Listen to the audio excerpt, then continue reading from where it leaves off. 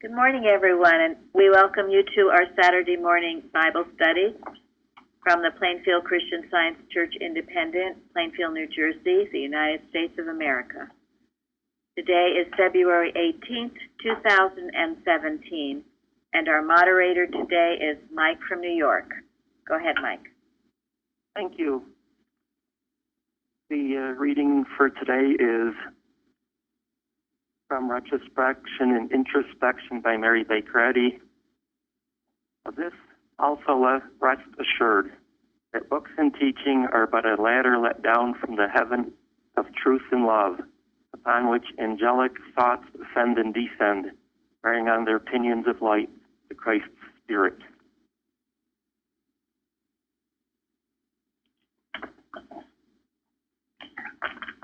Thank you. Thank you very much, Mike.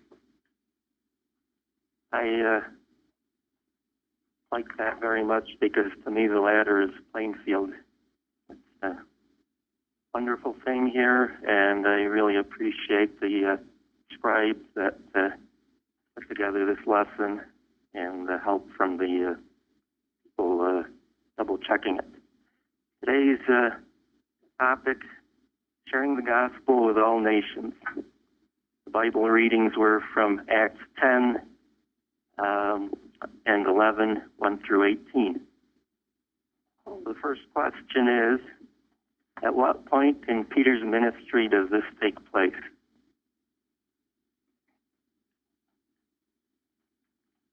I found that it was between 35 AD and 40 AD. So that would have been fairly early in Peter's ministry.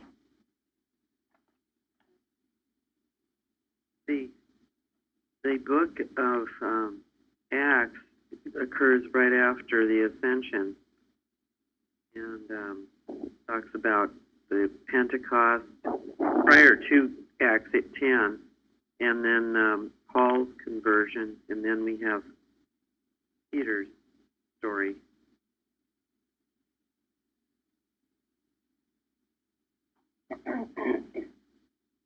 Anyone else? Do you concur it was in the beginning? Yes, I do. It said that Peter was born in 1 BC, so that would have made him, in his 30s, and he lived to 65 and did his preaching throughout those for 40 years.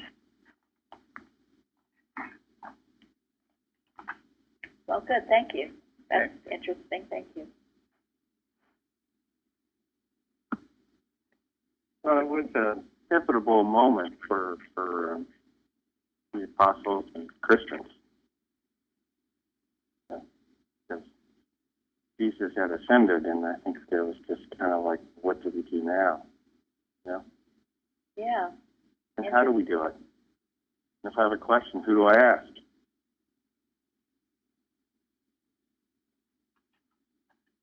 Paul was said to be the apostle of the Gentiles, but even before Paul got started, Peter had this experience with Cornelius. I think the time is important because then Peter would go out not preaching to only certain people, but to Gentiles as well. Yes. Made it as far as Rome. Yeah, it changed a lot. It was an important timing. Anyone else? It was also important because Peter was one of the original 12, and even though Paul was considered the apostle of the Gentiles, it was one of the original 12 and Peter that broke the ice and starting this whole thing with the converting the Gentiles.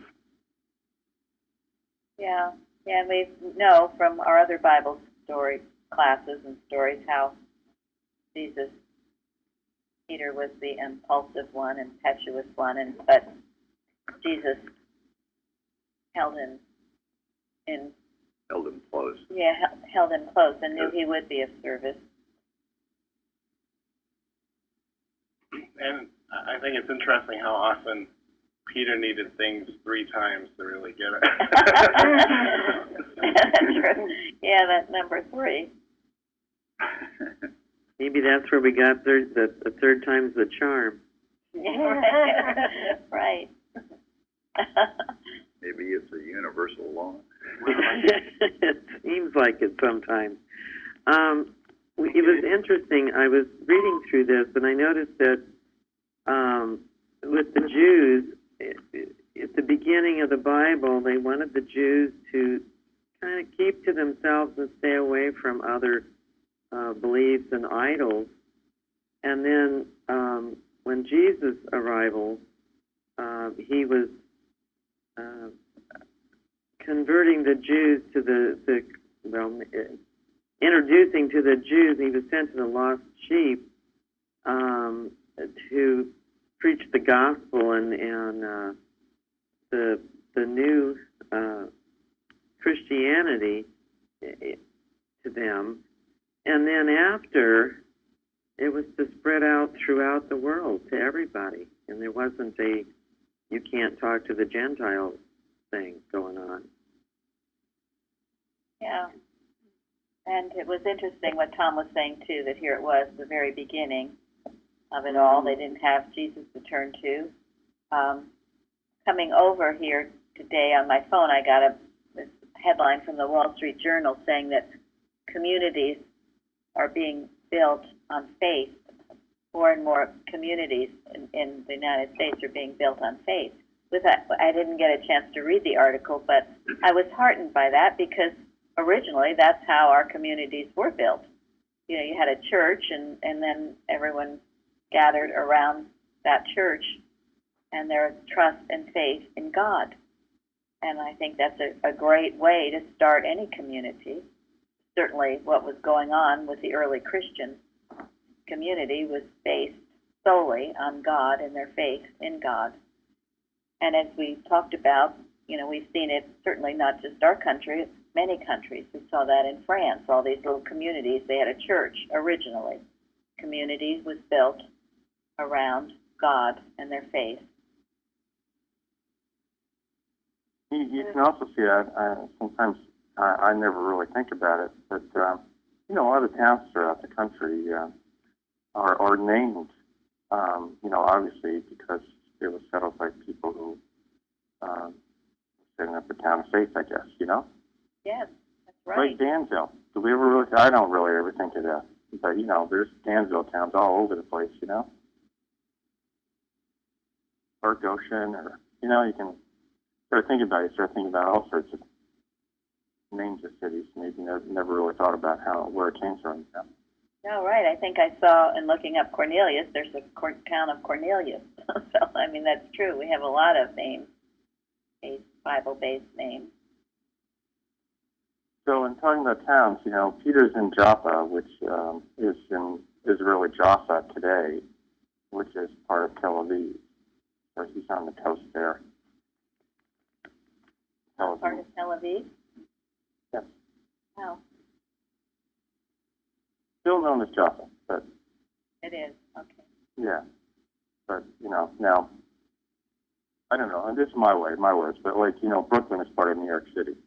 No way. Right, right. Just as an aside, it was one of the comments earlier reminded me of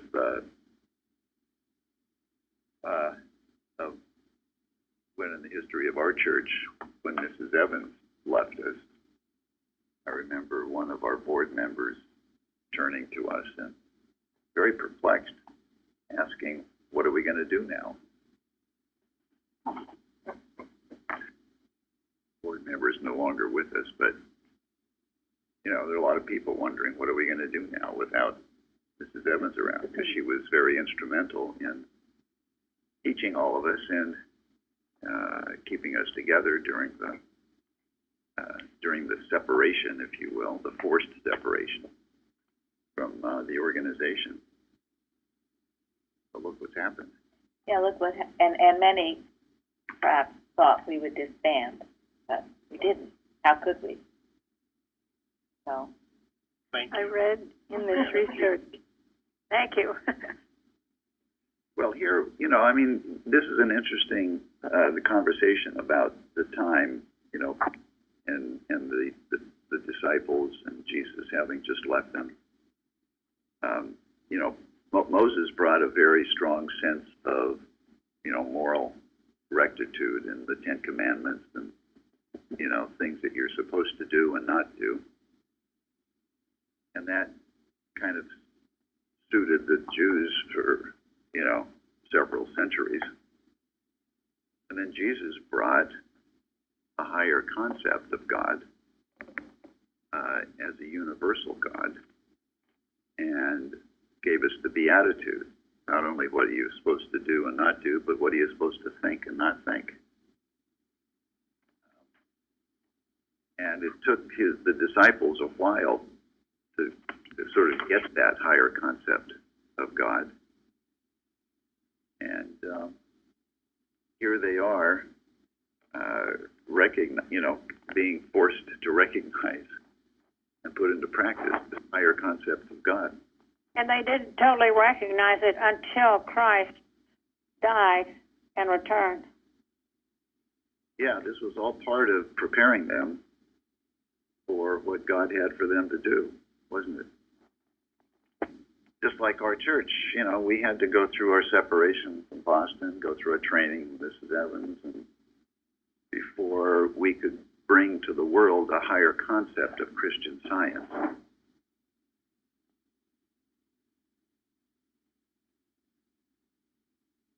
yeah, It's all part of God's, forced progress on mankind. I mean, what great love God has for us that he would train us the way he's training us for us to do what we're doing. yeah. Otherwise, you do get it. Most of you've learned the most from your difficult experiences, and we certainly, through all that we suffered through, and having to all our watches and the handling of animal magnetism, that's what we learned: how to handle it, how to see it as nothing, and how to rise above it. If we hadn't had that, you just go along kind of pleasantly, thinking maybe you know how to handle it, but unless you're really faced with it, perhaps you don't. Faced with your very destruction, unless you do handle it.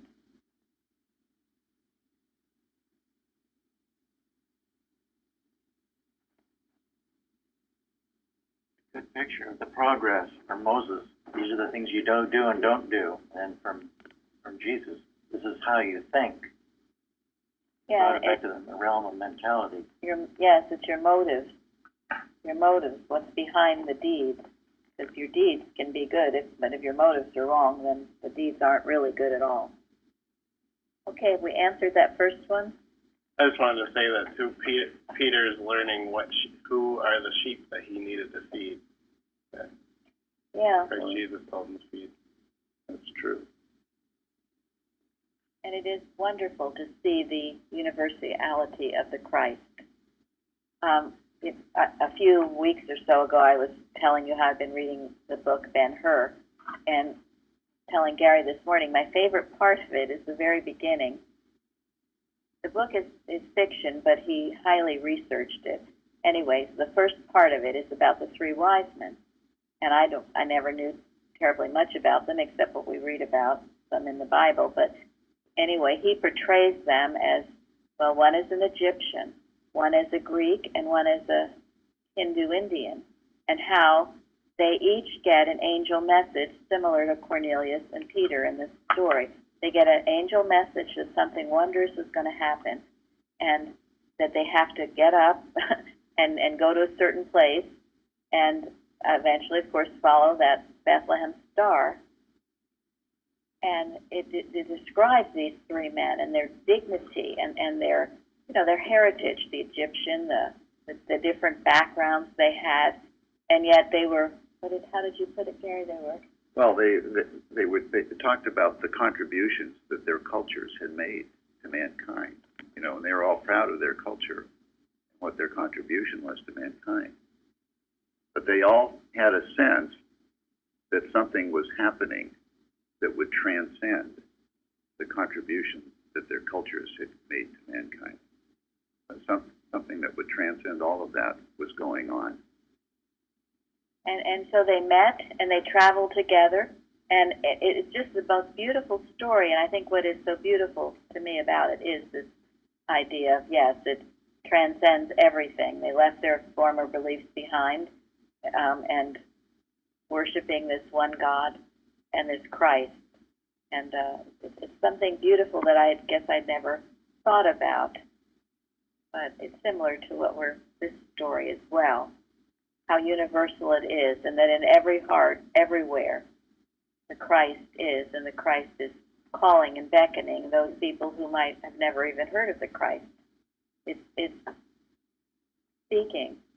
And I know that Barry, who's traveled all over the place, sees it in every country.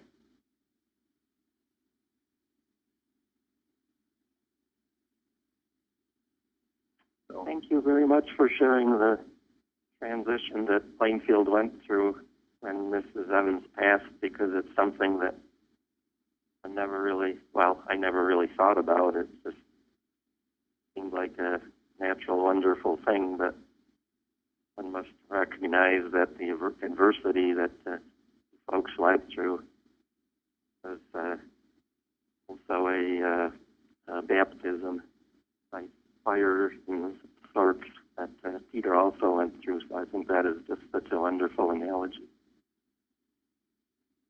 Is there anything else on number one, or shall we go to number two?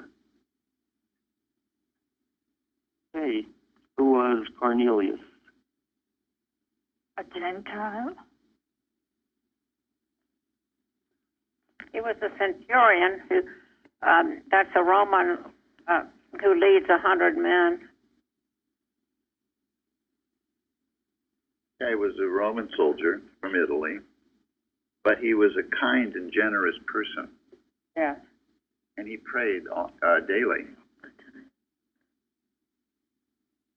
So he got a vision. Yeah, it said he was devout. He feared God. He worshipped a one God, which many of the Gentiles of that day worshipped many gods. He also, it said, he led his family to worship the one God. Matthew Henry says, every good man will do what he can so that those about him may be good too. He was faithful to God in prayer. And one of the commentaries I read said that, perhaps, it was an interesting thought, that he was a centurion that Jesus met, and his servant was healed. The fact that this man was so devout, so, in a way, a follower of Christ Jesus. Of course, we don't know for sure, but I thought it was an interesting comment. Whoever he was, and it did say, the commentaries did say that in those days you did hear about Jesus' teachings, whether you were a Gentile or not. You couldn't help but. And he really took hold of it.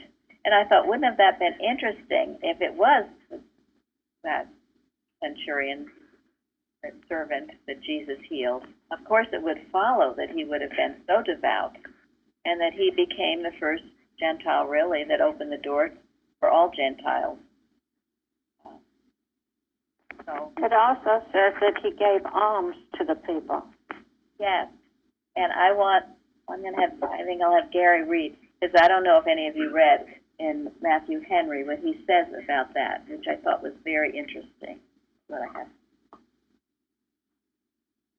Matthew Henry says, he is assured that God accepts him in walking according to the light he had. Thy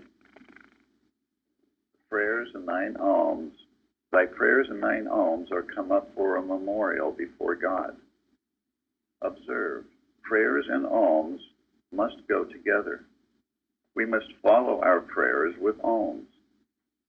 For the fast that God hath chosen is to draw out the soul to the hungry. Isaiah 58:6. It is not enough to pray that what we have may be sanctified to us, but we must give alms of such things as we have. And then, behold, all things are clean to us. Luke 11:41. And we must follow our alms with our prayers, that God would graciously accept them, and that they may be blessed those to whom they are given. Cornelius prayed and gave alms, not as the Pharisees, to be seen of men, but in sincerity, as unto God. And he is here told that they were come up for a memorial before God. They were upon record in heaven, in the book of remembrance that is written there for all that fear God, and shall be remembered to his advantage. The prayers shall be answered, and thine alms recompensed. So I thought that was so beautiful. Think of it. This was the prayer that went up to the Father. It was a prayer, but it was also alms. He gave to the poor. He gave, and he's prayed to bless those who receive these alms. It's what we talk about over and over and over, the unselfish prayer. And it goes with what was in the lesson last week, Isaiah 58. Is not this the fast that I have chosen, to loose the bands of wickedness, to undo the heavy burdens, and to let the oppressed go free, and that ye break every yoke? Is it not to deal thy bread to the hungry, and that thou bring the poor that are cast out to thy house? When thou seest the naked, that thou cover him, and that thou hide not thyself from thine own flesh. This is the unselfish prayer that God heals. This is the prayer that went up to heaven. And you want to put it in that regard. So the unselfish prayer, and all of you, when we watch, when we're praying for others, that's the unselfish prayer. And then to give our alms, charity. We believe in that. Mrs. Eddy gave to charity. And of course, one of you this week said how you give to our church. Well, that is a form of charity because that pays for our website outreach, which is going around the world. And without that, we couldn't do it. So I just thought that was beautiful. Go ahead, Florence. And you give off your inspiration, on sharing on the forum and all the others. That's right. Yes, that is. There is something that everybody can do. Everybody can give. To give. Something. And you do. We have translators. We have those of you, yes, forum lesson writers. And Betty wrote this lesson this week. And Mike doing this moderating, all of you that volunteer for that. Those are giving of your inspiration. And it's needed. And that goes to heaven. And it blesses others. This is not selfish. And this good man, Cornelius, he was an outstandingly good man. That was another thing that Matthew Henry wrote about. Well, anyway, he wrote about how goodness and greatness are so important that they go together. And he said two characters that seldom meet. But when they do, they put a luster on each other. The goodness makes greatness truly valuable, and greatness makes goodness much more serviceable. And he had both of those qualities, Cornelius did. And also, anyone that was in the Roman army was considered by the Jews, here we go again, the abomination of desolation. The Jews did not like people in the Roman army, as you can imagine. He also was a very humble man, obviously, because as Peter approaches, the way he kneeled down, that is significant to me. Makes me wonder if it is indeed the Cornelius that Jesus healed his servant, because he showed great humility there too. He did. Could be.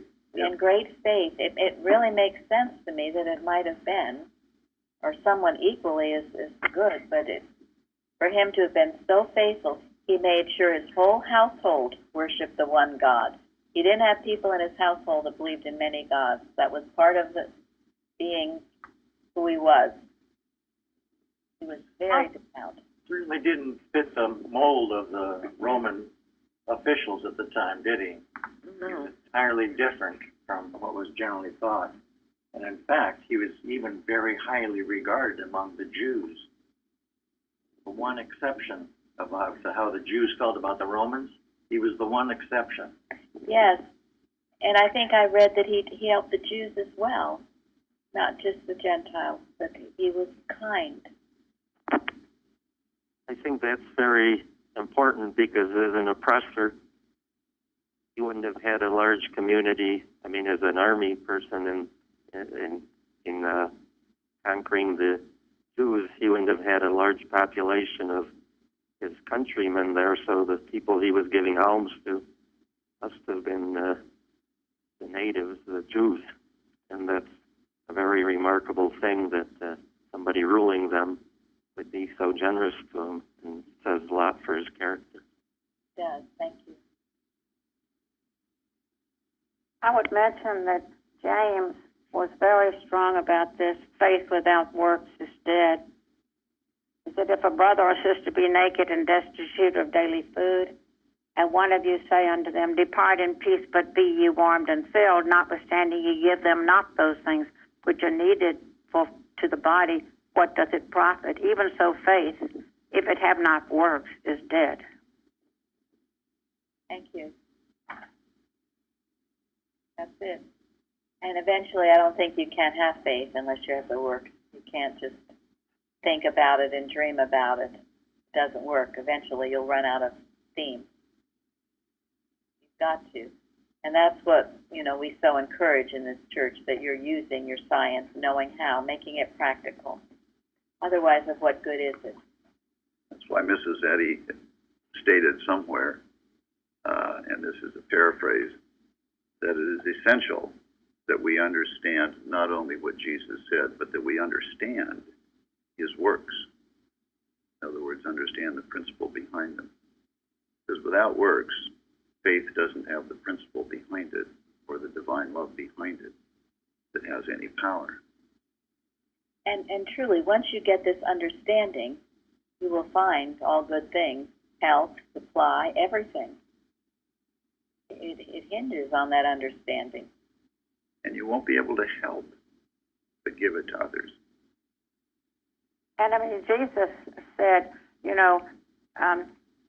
if you gave it to me, he spoke about this, about helping someone who had no food, someone who was in prison, visiting someone in prison. If you have done it unto me, you've done the least of these, my brethren, you have done it unto me. But if you have not done it, you have not done it unto me. Yes. One of the criticisms about Christian Science is they stay home and pray, but they don't do anything about it. Yeah, that it becomes very selfish and self-centered to make their own lives comfortable. And that is not Christian Science. No.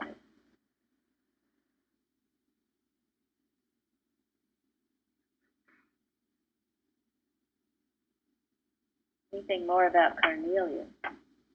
This was indirectly about Cornelius, and that living in the town that he was in, Caesarea, I'm not sure if that's the right pronunciation, but I got the impression that it was actually a seat of a government of some sort for the Romans, maybe, and that there were lots of different kinds of people in that town from different countries. So it was a fort that was built by Herod the Great. And, Caesarea was? yes, and I don't know how to pronounce it, but when I was over in Israel, the Israeli family was staying with, they always said Caesarea. But most people pronounce it differently. But and then I think what's also helpful to know is there's Caesarea Philippi, and that was built by Herod the Great's son, Philip II, and that's up near the Golan Heights. So it's a completely different city. So sometimes you see the Caesarea, you get confused as to which city you're talking about. So the one on the coast, which is a port, was built by Herod the Great, and then Caesarea Philippi, the other one, is inland. I guess the northern part of Israel over by the Golan Heights was built by Herod the Great's son. Are they still there? Oh yeah, you can visit them. I mean, yeah, as you know, ruins. You know, yeah. Ruins,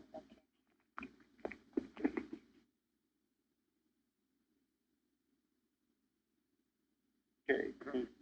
Anything more on number 2, or shall we move on to the next question? Good. Number So 3. we're getting a really good, we're getting a really good sense of geography, right? Because Jaffa, which is part of Tel Aviv, and Caesarea, where Cornelius is about 30 miles north. So actually, both of them were on the coast, two different cities, and not far from each other. Thank you. 3. Why did Cornelius desire to speak with Peter?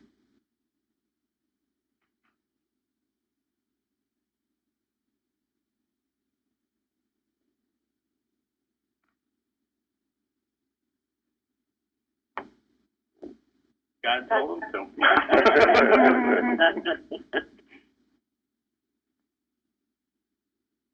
Was everybody else so reluctant to speak up? When you get that divine vision, how can you argue with it? Yeah, who'll call on someone that hasn't spoken? About Shorty. Well, I know about the vision, and it was quite something because he was praying, and no, who was that? I want to get the right one. And he was told to find this man, which he did. He knew it was God, Lord, and so he set out to find him, and of course he did. And in the meanwhile, Peter had a vision and knew that something was happening, and he had to respond to God, and that's how they met up. I mean, God is. Let us listen, because God is giving us messages all the time. That's right. That's exactly right. I also read that Peter was hungry, and he needed food. And Cornelius invited him not only into his home to eat, but to lodge there, which was very unheard of at that time.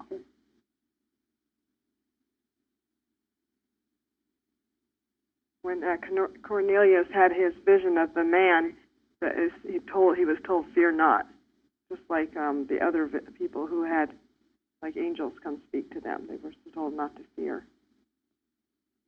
Yeah, I guess I'm sorry. Could be a little scary if you see an angel in front of you, but let's open our thought. There's no reason why we can't if there's something important that we need to know, that we don't get strong impulses and visions, as some of you say, and I know in my own experience I've had it. So you don't expect it, you don't even notice it. Go ahead, who is speaking? I wanted to mention, this is where I loved what Matthew Henry said. They knew about the baptism. Now, see, I got the feeling from everything I read that Cornelius didn't know that much about the Christ and what his real, true power was. That's what I found out. They knew the baptism of repentance which John preached. Now let them know this Jesus Christ, by whom peace is made between God and man. He is Lord of all, not only over all, God blessed forevermore, but as a mediator also. All power, both in heaven and in earth, is put into his hands, and all judgment committed to him. And that's why he had to meet up with Peter to find this out. Yes. Lovely. Thank you. I wanted to add.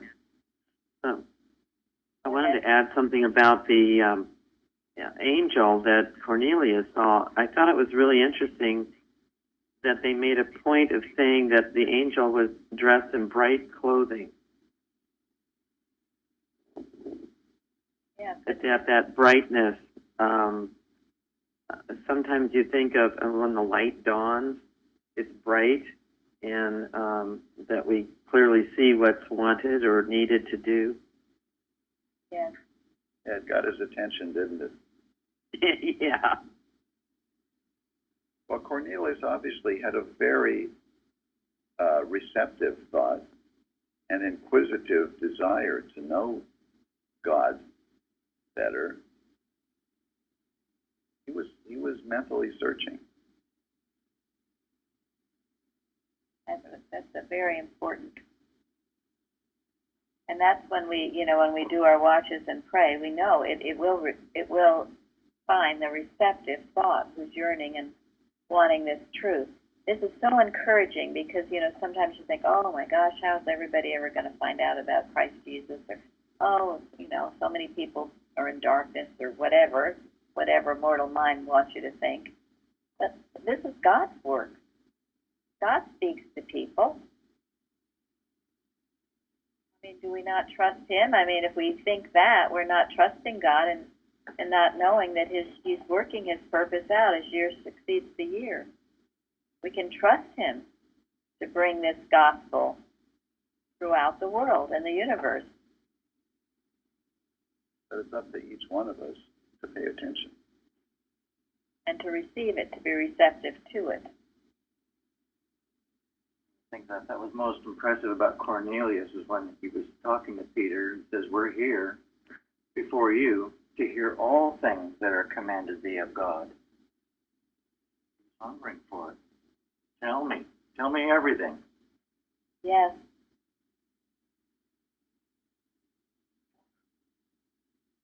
Yeah, when Cornelius met with Peter, everyone in his household was there, wasn't them all. And they were there early. Matthew Henry, I think it was Matthew Henry, someone spoke about that too. No, actually it was Spurgeon.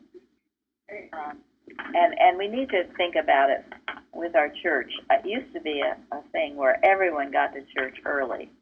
Remember, and whether you're in the church edifice or not, to come early, to get your thought prepared. You don't just come flying in the door or the website. But that was something we always got here early. The ushers got here very early. As most of us still do, not all of us, but come early to prepare your thoughts. Spurgeon said everyone was there before the speaker arrived. Late attendance frequently means heartless worship, disturbance, or distraction. And I know for myself, when I've run in any place, almost late, you are distracted. You're out of breath. It takes you a while to calm down. But come, pray early. Get your thought receptive for this truth. Be working. The more we work, the more we cherish what we have, the better everything will be. And we do know, and I've heard, there are some people who come, especially on the website, perhaps, who maybe don't wish us well, or they're just coming out of curiosity or whatever. And that thought has to be handled. If anyone ever comes here maliciously, what? Be cast into like a fire and a night without a star. Yeah. They will be repelled. The power of God will repel that error. They will either be repelled or they will be changed. Yes.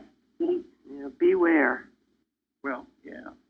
And look forward to the change. Yeah, malicious purposes go back on themselves and destroy themselves. Malicious. But here's a great case, with Cornelius.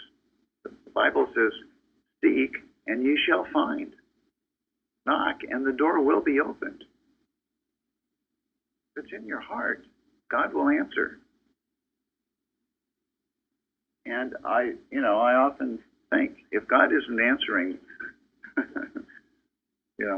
my prayer, well, what's wrong with my prayer? Wrong door, huh? Yeah, I mean, am I really seeking with my whole heart? Or do I, am I straddling the fence? Oh, he's answering and you're not hearing. Right. Yeah. And that seeking and knocking is you're taking the first step. You're opening the way so that you can receive. Yes. Or sometimes you might not like the answer. So if you don't like the answer, then you figure, well, it can't be God. But sometimes you have to take some steps that maybe you don't really want to, but you need to. And if you do and are obedient, you'll find the way.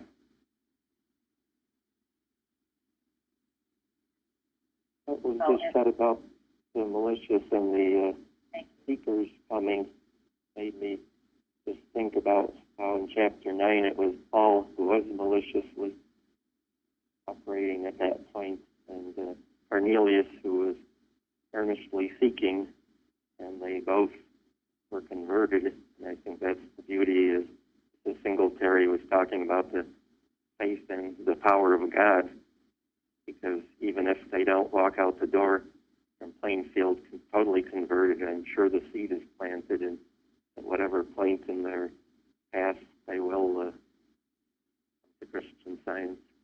Thank you, Mike. I wanted to finish that point because it's important. Yes. Yes. And that's why we have nothing to fear in our speaking or what we do here, because people, if it should be malicious, it goes back on itself, and they will either be removed or they will be healed. And in many cases, they are healed. So we don't hold back with what we have to give out of fear, which I've heard many so-called Christian scientists do. They're afraid to give testimonies. They're afraid to do this. They're afraid to do that. And that, of course, is giving power to something that has no power, which is mortal mind. Unless you believe it to have power, and then you seem to suffer the consequences. But only, as we say, in belief, only in a bad dream. You're dreaming a dream, thinking that there's something powerful when God is the one and only power. So, thank you, Mike. And the only power anyone has is to bless anyway. So. That's right. That's right. That was something Mrs. Evans gave us always through the years. The only power God gave anyone. That's why, again, there's nothing to fear. All they can do is bless you. And it might not seem like a blessing at first. That's the thing about love your enemies. But if you don't let it rankle you or get you upset, it'll result in a tremendous blessing for you and for everyone.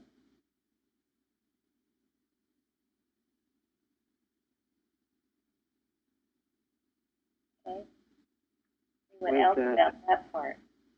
I was just going to say, with Cornelius getting that vision, or what one might call it, what made me think of was the brightness of the angel, was how often in Revelation Christ is presented in bright raiment, white raiment, and so that, I think that's a very good point there. Yeah, the truth is a light, isn't it?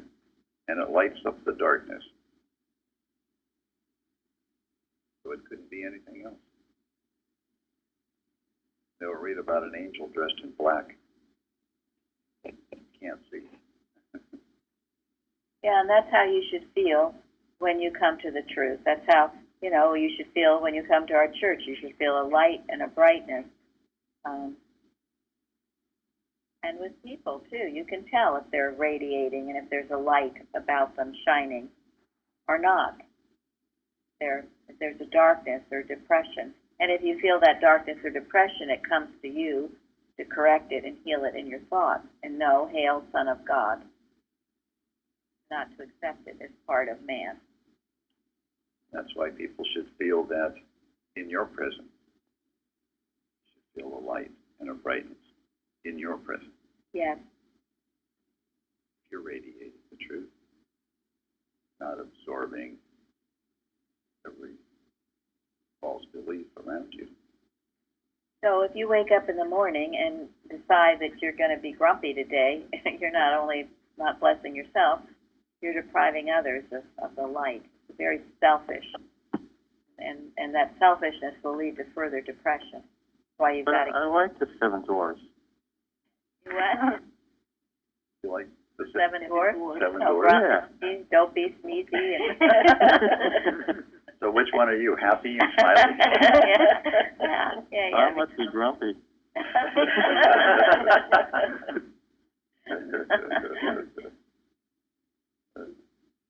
Well, even Grumpy had a heart of gold. Plus, the other thing that was really neat was that the time when Cornelius got his vision was the afternoon hour of prayer for the Jews, and so it was in essence that even though the Jews weren't aware of the concept of watching necessarily, it was the impact of divine thought that was going forth. I'm sure that helped Cornelius with his understanding. Yeah, the angel was an answer to his prayer. That he says, desire is prayer. The fact that this angel answered Cornelius' prayer showed what was in Cornelius' heart. As Martha Wilcox says about angels, are always around us, and they come often. We have to be ready to see them and receive them. Shall we move on to the next angel? Sure. What led Peter to commune with Cornelius, and what was the result of the meeting?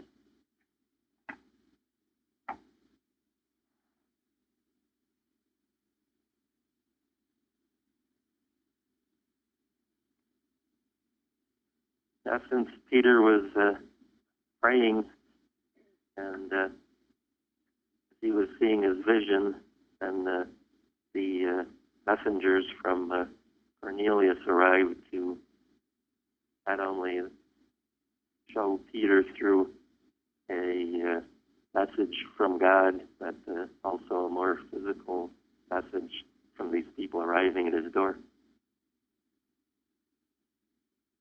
Yeah, I mean, Cornelius' servants came and found him, bade him to come to Cornelius' house. And the night before that, Peter had his own experience, didn't he? Had his dream about eating meat that was not kosher. I read part of the reason that they had all that kosher meat, and that was so others couldn't dine with them, because you were a Gentile, you were eating things that Jews can't eat, therefore you don't eat together. So that's the reason why those rules are so difficult to comply with when anybody else around going along with them. I don't know. I know Bruce has said, because you have a relative that is very, very Jewish. And when they come, they have to bring their own food, and we can't feed them. We would like to offer them for present. We can't feed them. Can't feed them. I think it's a whole tricky thing about this purity, and I struggled even in the old BOD sense of Christian Science, what the sense of purity is, and how to keep yourself pure, and what to do with the thoughts that come and the things that you're faced and see. And I'm really grateful for at this Plainfield Church to clarify how to deal with this, because you can get really turned upside down with trying to, and then thinking you're lost purity that you can't gain back. And I think it's a very deep struggle for a lot of people, and then guilt. Yep. It's like what you said, purity is in thought. Not so much the outward acts or the material circumstances, thought. That's what we talked about earlier. You know, the Ten Commandments had their place, but the Beatitudes about how you think and how you go about and what the motive behind things is the reality of it all. And so what do you do if you think you've lost your purity? Something For me, it's regaining a true sense of who true man is. That was a false sense, a personal sense of myself, and plus I have to change behavior and align myself with the principles that the Bible teaches us. Yes. And as said, he talks about things that you can lose, right? And what are the things that you can lose? The only thing you can lose is what? Sin, disease, and death. Thank you, Carol. Sin, disease, and death. That's all you will ever lose. That's why people think, you know, when you become Christian or Christian scientist, you're going to lose all this fun time. But you don't. You gain the deeper sense of joy and comfort, peace, purpose. But yeah, if you've had a life, a sinful past life, well, you repent of it and change. You're on a new track. Your purity is intact again. As a child of God, and all that is over. It's past. It wasn't the truth about you. False belief. It's a bad dream. It's over. But Tom said earlier, this was a real pivotal event for Peter. This was Peter's awakening to a better understanding of how universal God is.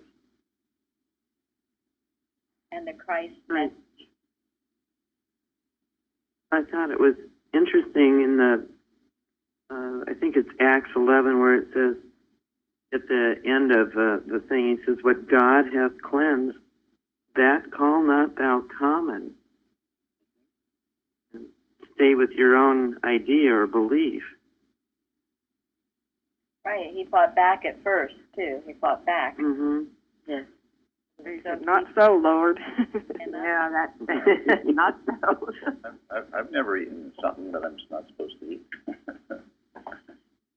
Yeah, and Matthew Henry says it's so strict were the pious Jews in this matter that 7 brethren, those glorious martyrs from Antioch, choose rather to be tortured to death in the most cruel manner that ever was than to eat swine's flesh because it was forbidden by the law. That's how deeply entrenched these laws were.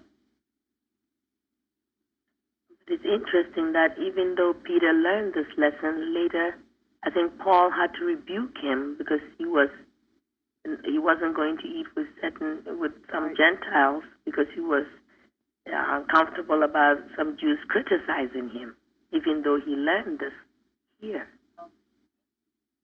Well, yeah, I mean, this was a revolutionary kind of change for Peter. I mean, he saw the spiritual meaning of this, that God is no respecter of persons. This was a big deal. But later it tried to creep up, and that Right. was people-pleasing. Losing that identity as a Jew. You know. Well, it must have, made them feel pretty wonderful if they were a chosen people above everyone else. We always have to be careful. That's something that Christian scientists have been accused of. This Have this higher understanding, therefore they're special. Yeah, they're special. It's very, very dangerous for anyone to ever indulge in that. Not when we're all brothers and sisters in Christ.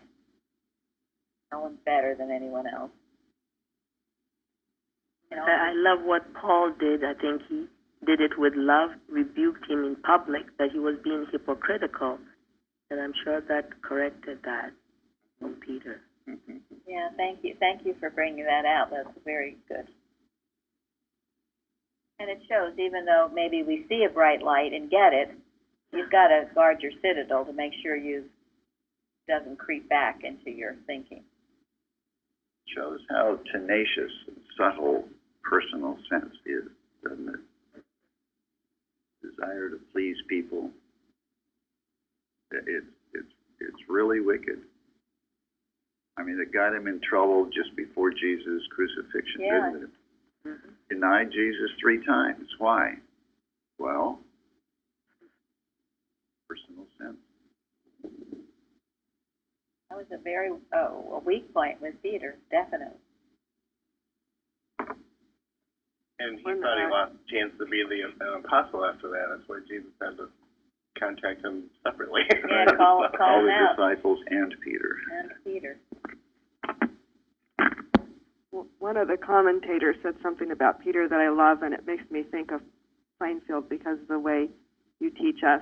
And they said that Peter wasn't perfect, but he was used greatly by God, and God was using him because he was in the right direction and he was available.